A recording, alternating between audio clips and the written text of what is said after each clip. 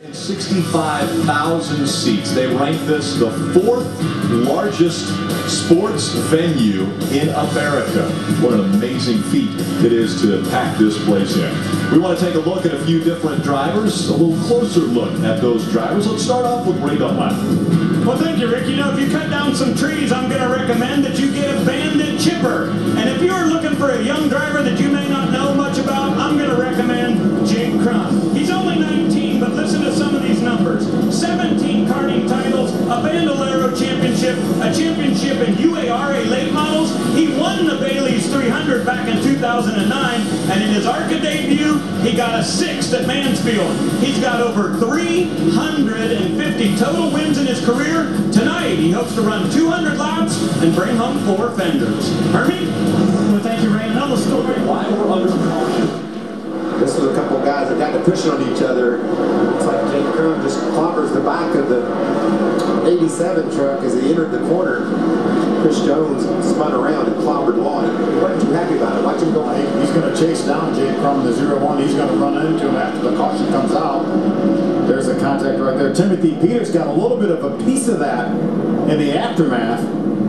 Watch this, just a bunt right in the back as they enter the corner. That's a terrible place to get hit. Your truck's a little bit light in the back anyway because you've gotten off the gas and down on the brakes a little bit, lifting the back end up. So just the slightest hit. This is Miguel Kaluga's onboard. That's what's happening right in front of him. He does a nice job. What about Timothy Peters? He was all up the middle of that. Yeah, Timothy might have got a little bit of a piece of that. You're so vulnerable when you're entering the corner. That's the most vulnerable you are on this racetrack as you enter the corner. You're entering the corner as hard as you can enter it, and then he got pushed in the corner even harder, and that's why Chris Jones went around. This was just, I don't think Chris Jones committed enough to retaliating there. I think he started to retaliate and then decided, okay, maybe I'm not retaliating. Experience tells me that probably saved him $5 grand or so. That is Adcock saying, just calm down. I understand. It's hard to do, but calming down now would be good. He's very upset. Big run down the back stretch as they go into turn number 3. He has the preferred line on down on the outside of the racetrack. Seeing clear Kevin Harvick as they exit the corner.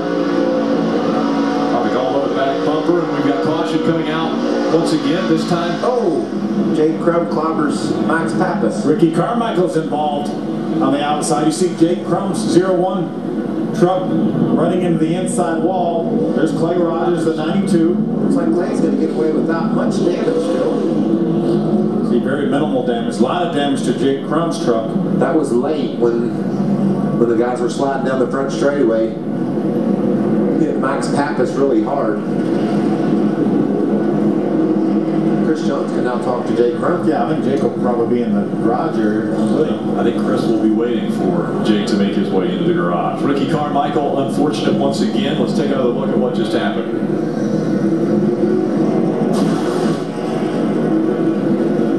Oh, flat right in front on that. There was 2 crashes. Yeah, the accident had already happened here.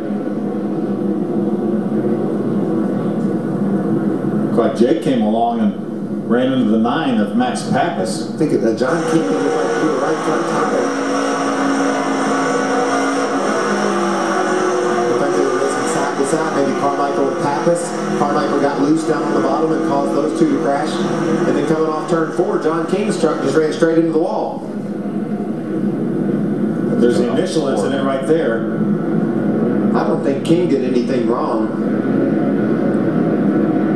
I think that just was coincidence. I think he could have locked up his brakes and hit the wall like that. I wouldn't think so. Don't take any more caution lines. He'll get in that wind in a hurry. Let's check this out, Rick. I talked earlier that maybe John King blew a tire before he hit that wall, but after studying closer, looks like maybe that was just his reaction to what happened in front of him. We saw Max sideways when they went out of view. Yeah. So the crash is happening on the front stretch. And it looks like possibly he just got on the brakes too hard. I can't imagine it would have jumped out there that quickly. But watch Jake Crum, boom, right into the side of Max Pappas, destroying both those trucks. Right along with Ross Chastain on the 66. You see Max in the 4, Max in the 9, and the 4 Ricky Carmichael get together. That's what caused the initial incident. You know, Ross Chastain's running along 6-8 trucks from the back of the pack, and he's thinking, I got me a gap here, I'm going to be fine. All of a sudden, just in 2 seconds, he's in the middle of a crash. That's how quick it happens here at this racetrack. I was going to say, which driver do you think will be the first one to go up to the 0-1 team? Well, you see Chris Jones? Dennis Adcock, he's staying really, really close to Chris Jones. He wants to make sure he knows where Chris is headed. They back the truck up.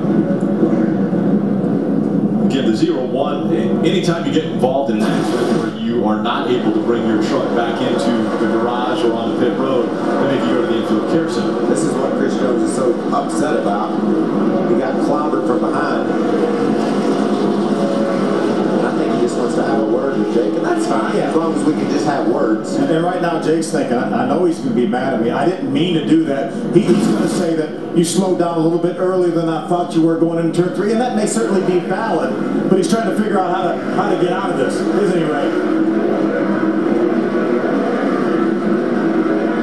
Well, guys, I'm trying to get through all the NASCAR officials down here. They're all here just in case. And Chris, I know, frustrating night early on here. Tell us from your vantage point what happened on the racetrack. From my vantage point, I got one run over. I mean, he pushed me down the front straight away and pushed me down the back straight away and just knocked me off in the corner and, destroyed the truck for no reason. I mean, 40 laps into the race, it's just, I don't know if he run out of talent or brains or what it was, but I don't know.